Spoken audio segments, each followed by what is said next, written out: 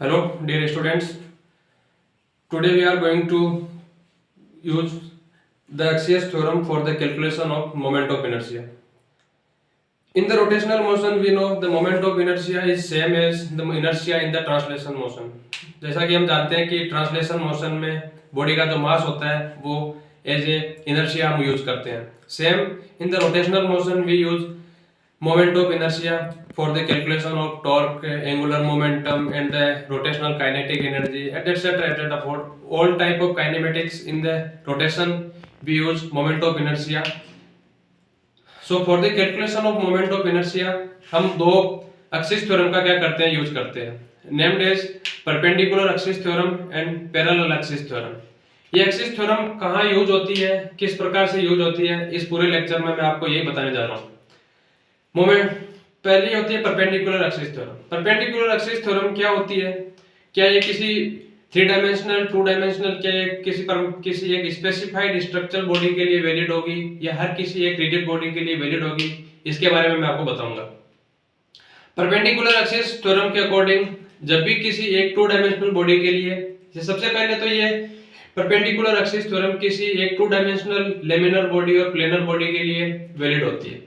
Two dimensional body का meaning है कि कोई भी एक प्लेनर बॉडी जो एक प्लेन में एग्जिस्ट करती है, उसके मोमेंट ऑफ इनर्शिया कैलकुलेशन के लिए हम जो एक्सिस थ्योरम यूज करेंगे उसे हम बोलेंगे planar perpendicular axis theorem.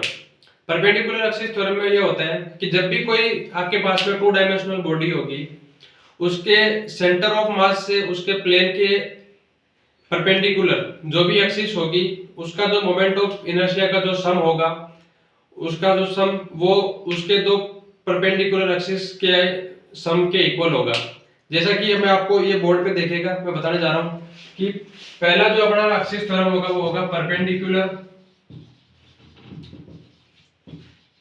Axis theorem. ये एक्सिस थ्योरम आपको क्या कहती है वो देखेगा. जैसे मान के चलिए मेरे पास में कोई एक रिजिड ऑब्जेक्ट है, इसको एक रैंडम शेप का मेरे पास में कोई क्या एक रिजिड ऑब्जेक्ट है.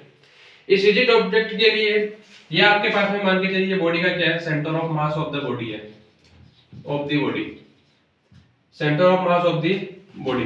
ये आपके पास में कोई रिजिड बॉडी है, इस रिजिड बॉडी का आपके पास में क्या है, सेंटर ऑफ मास है. इस सेंटर ऑफ मास से ये मान के चलिए कोई एक्स वाई प्लेन है. इस एक्स वाई प्लेन में ये कोई बॉडी क्या कर रही है, एक टू डायमेंशनल बॉडी है जो कि इसमें क्या कर रही है, एग्जिस्ट कर रही है. अब इसके पास में ये कोई जेड एक्सिस होगी जो इसके बिल्कुल सेंटर से क्या कर रही होगी, क्रॉस कर रही होगी और इस प्लेन के क्या होगी, परपेंडिकुलर होगी. और उसमें उसको मैं इस प्रकार से क्या कर रहा हूँ, शो कर रहा हूँ, देखिएगा कैसे. जैसे ये मेरे पास में कोई क्या एक्सिस ऑफ क्या रोटेशन है, जिसको मैं जेड प्राइम लिखने जा रहा हूँ, और ये मेरे पास में क्या है, एक्सिस ऑफ क्या रोटेशन है. इस वाली एक्सिस के अबाउट यदि मैं बॉडी को रोटेट करवाता हूँ तो इसके अबाउट जो भी मोमेंट ऑफ इनर्शिया उसको मैं आई जेड लिखता हूँ. अब इस बॉडी के परपेंडिकुलर, ये आपको पता है कि जेड एक्सिस के अबाउट दो आपके पास में एक्स एक्सिस और वाई एक्सिस इसके क्या होंगे, परपेंडिकुलर क्या होंगी, दो एक्सिस होंगी. जैसे मान के चलिए इसके सेंटर ऑफ मास से क्रॉस करने वाली एक आपके पास में, ये आपके पास में कोई क्या है, वाई प्राइम है, जो कि इस जेड के अबाउट क्या होगी, परपेंडिकुलर होगी.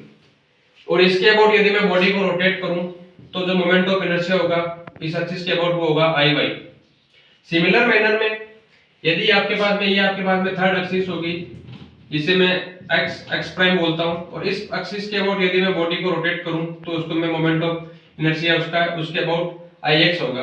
तो इस एक्सिस थ्योरम के अकॉर्डिंग जो आई जेड होगा उसको आई एक्स प्लस में आई वाई बोलेंगे.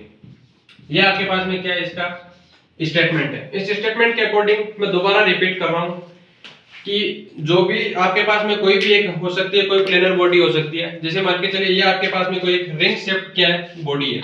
इस रिंग शेप बॉडी को आप देखिए तो इसके एक तीसरी जो एक्सिस होगी वो इस प्रकार से होगी, इसके बिल्कुल प्लेन के परपेंडिकुलर. इस प्लेन के परपेंडिकुलर जो भी आपके पास में है उनका जो मोमेंट ऑफ इनर्शिया होगा आई जेड, वो दोनों के प्लेन में जो एक्सिस होगी और वो जो दोनों होगी, एक ये तीनों एक दूसरे के क्या होगी, परपेंडिकुलर होगी.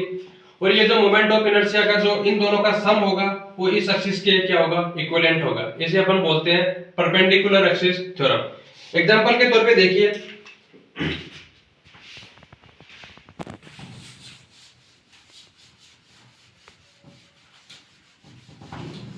जैसे आपके पास में मान के चलिए ये कोई क्या है, रिंग है। इस रिंग के लिए आपको पता है, ये मान के चलिए आपके पास में कोई एक रिंग है जो कि किसी एक्स वाई प्लेन में आपके पास में क्या कर रही है, लाई कर रही है। ये आपके पास में कोई एक्स है और ये आपके पास में कोई क्या है, वाई है। और ये आपको पता है कि एक स्टैंडर्ड रिजल्ट है कि जब भी कोई रिंग के परपेंडिकुलर टू द प्लेन और सेंटर ऑफ मास से कोई एक्सिस पास कर रही है तो उस एक्सिस के अबाउट आपको पता है मोमेंट ऑफ इनर्शिया होता है, वो क्या होता है, mr² होता है। बट नाउ मैं अब चाहता हूं कि इस बॉडी, जरूरी नहीं है कि कोई भी आपके पास में 2 डायमेंशनल ऑब्जेक्ट होगा वो उसके प्लेन के परपेंडिकुलर ही क्या करता हो, रोटेट कर रहा हो। जरूरी नहीं है कि ये ऑब्जेक्ट इसी प्रकार से क्या करे, रोटेट करे। हो सकता है ये ऑब्जेक्ट इस वाले जो एक्सिस है इसके अबाउट क्या कर रहा हो, रोटेट कर रहा हो। इस प्रकार से भी ऑब्जेक्ट क्या कर सकता है, रोटेट कर सकता है। तीसरा हो सकता है कि ये आपके पास में वाई एक्सिस है, बिल्कुल आप इसके अकॉर्डिंग देख सकते हो थ्रू द डायग्राम। ये वाई एक्सिस है तो हो सकता है कि ये बॉडी इस प्रकार से इसके अबाउट क्या कर रही हो, रोटेट कर रही हो। तो इसे अपन बोलते हैं क्या, इसके अकॉर्डिंग जो कैलकुलेशन करनी होगी तो अभी आपको मैंने बताया था कि I Z is what, I x plus में आई वाई। बट ये बॉडी एक्स के अबाउट और वाई के अबाउट क्या है, कंप्लीट क्या है, सिमेट्रिक है, सिमेट्रिक एंड क्या है, आइडियल बॉडी है। तो आई एक्स और आई वाई दोनों क्या होंगे, इक्विवेलेंट होंगे। तो आई एक्स प्लस में आई वाई इज व्हाट, mr²। मैं आई एक्स को और आई वाई को मैं आई लिख रहा हूं तो ये हो जाएगा 2i बराबर व्हाट, mr²।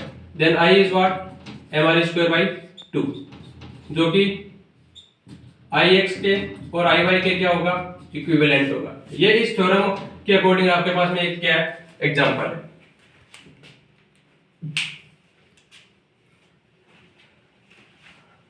इस एक्सिस के आपको समझ में आया होगा कि जब भी कोई आपके पास में एक प्लेनर बॉडी होगी, उस प्लेनर बॉडी में जब भी उसके परपेंडिकुलर, बॉडी के प्लेन के परपेंडिकुलर कोई एक्सिस होगी जो उसके सेंटर ऑफ मास से क्या कर रही होगी, गुजर रही होगी, उस बॉडी के जो मोमेंट ऑफ इनर्शिया होगा उस एक्सिस के अबाउट, उसका जो सम होगा उन दो एक्सिस के अबाउट, जो अलग जो एक्सिस रहेगी जो इस बॉडी के क्या होगी, प्लेन में होगी, उनका जो सम होगा वो थर्ड जो अनदर परपेंडिकुलर एक्सिस होगी उसके क्या होगा, इक्विवेलेंट होगा।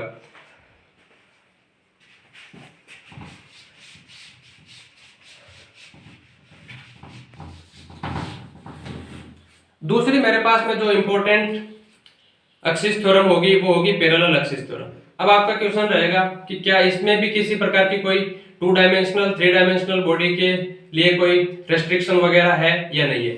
तो पैरेलल एक्सिस थ्योरम हर एक बॉडी के लिए,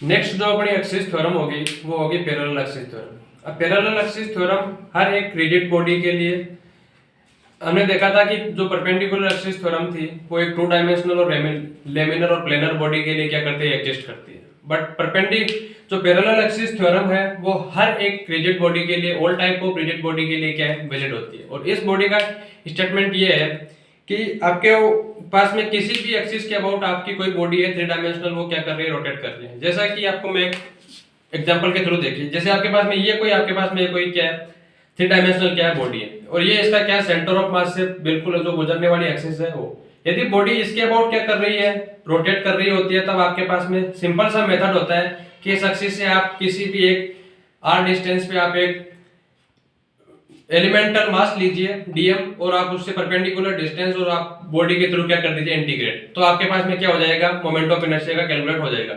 बट यदि बॉडी इस एक्सिस के अबाउट नहीं रोटेट करके किसी एक स्पेसिफाइड एक्सिस के अबाउट रोटेट कर रही हो, मान के चलिए आपके पास में बॉडी है, वो बॉडी इस एक्सिस के अबाउट नहीं बल्कि इसके यहाँ किसी एक्सिस के अबाउट क्या कर रही हो, रोटेट कर रही हो, तब हमें मोमेंट ऑफ इनर्शिया इस एक्सिस के अबाउट चाहिए होगा, क्योंकि इस बार जो एक्सिस ऑफ रोटेशन होगी हमारी वो ये होगी।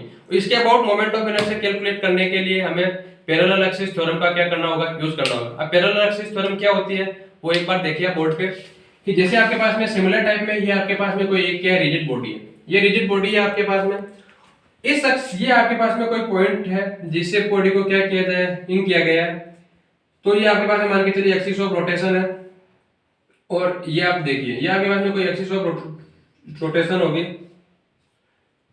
इसके अबाउट बॉडी क्या कर रही है, रोटेट कर रही है, तो हमें इसके अबाउट क्या चाहिए होगा, मोमेंट ऑफ इनर्शिया चाहिए।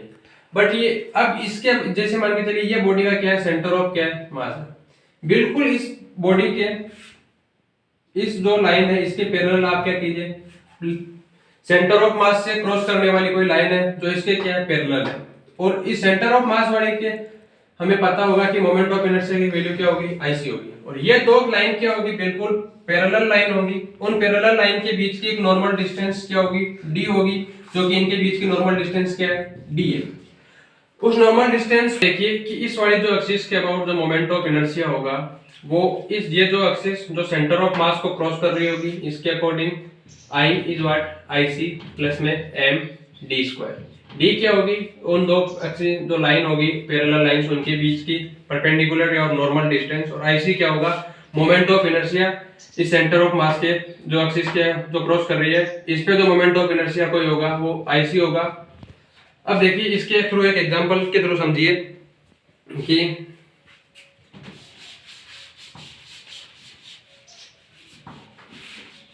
सिमिलर टाइप का एग्जांपल देखिए, जैसे आपके मान के चलिए आपके पास में कोई क्या एक रिंग है, ये रिंग है, तो इसके अबाउट आपको पता है कि इस के सेंटर ऑफ मास, ये सेंटर ऑफ मास है और ये आपके पास में कोई क्या इसकी एक्सिस है। और इस एक्सिस, ये एक्सिस के अबाउट आपको पता है मोमेंट ऑफ इनर्शिया एक स्टैंडर्ड रिजल्ट है जो कि आपको सबको पता है, वो क्या है, mr²। बट मैं चाहता हूं कि इस बार बॉडी है वो इस पॉइंट के अबाउट, इसके जो एक्सिस से पॉइंट गुजर रहा है इसके अबाउट बॉडी क्या कर रही है, रोटेट कर रही है। तो मुझे मोमेंट ऑफ इनर्शिया इसके अबाउट होगा, वो जो कि क्या होगी, टेंजेंशियल क्या होगी, लाइन होगी। उस टेंजेंशियल लाइन के रिस्पेक्ट में मुझे क्या चाहिए, मोमेंट ऑफ इनर्शिया चाहिए इस प्रकार। तो जो मोमेंट ऑफ इनर्शिया इनके बीच की जो डिस्टेंस होगी वो कितनी होगी, r होगी। बॉडी का जो मास है वो कितना होगा, m होगा। तो मोमेंट ऑफ इनर्शिया रिक्वायरमेंट क्या होगी, IC प्लस में कितना mr स्क्वायर, जो कि क्या होगा mr स्क्वायर प्लस में कितना mr स्क्वायर। और जो रिक्वायर्ड मोमेंट ऑफ इनर्शिया होगा वो कितना हो जाएगा, 2mr स्क्वायर। तो आज के लेक्चर में हमने देखा कि दो axis theorem for the calculation of what, moment of inertia. Perpendicular axis theorem एक 2 डायमेंशनल बॉडी के लिए वैलिड होती है, जबकि पैरेलल एक्सिस थ्योरम हर एक रिजिड बॉडी के लिए क्या होती है, वैलिड होती है। So thank you so much.